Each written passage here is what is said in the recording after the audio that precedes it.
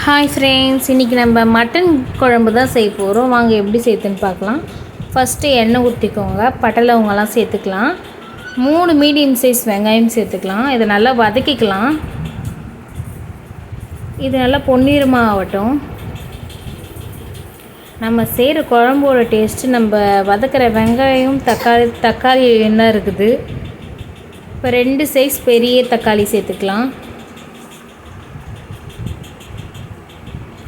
இது கூடவே அரை ஸ்பூன் மஞ்சள்தூள் சேர்த்துக்கலாம்.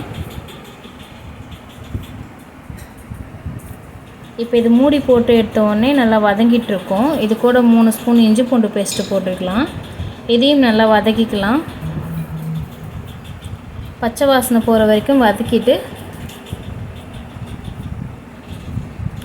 1 ஸ்பூன் தனி மிளகாத்தூள் சேர்த்துக்கலாம். 2 ஸ்பூன் குழம்பு தூள் சேர்த்துக்கலாம். 1 ஸ்பூன் தனியாத்தூள் சேர்த்துக்கலாம்.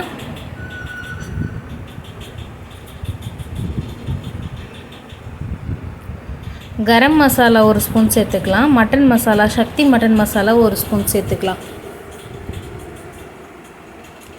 இதெல்லாத்தையும் நல்லா கிளறி விட்டுட்டு நம்ம ஏற்கனவே கறி வேக வச்சுருக்கோம். அந்த தண்ணியெல்லாம் சேர்த்து மிக்ஸ் பண்ணிவிட்டு கறி நம்ம சேர்த்துக்கலாம். இப்போ இதில் உப்பு காரம்லாம் கரெக்டாக இருக்குதான்னு பார்த்துட்டு நம்ம ஒரு 10 நிமிஷத்துக்கு சிம்மில் வச்சு மூடி வச்சிடலாம்.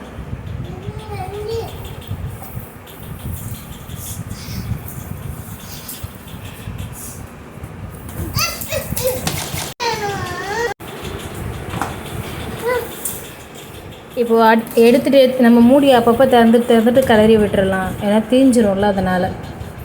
இப்போ திருப்பி மூடி விட்டுட்டு எடுத்துகிட்டு கொத்தமல்லி கட் பண்ணி சேர்த்துக்கலாம். அவ்வளோதாங்க, நம்ம மட்டன் குழம்பு ரெடி. நீங்களும் இதை செஞ்சு பார்த்துட்டு எப்படி இருக்குன்னு சொல்லுங்கள்.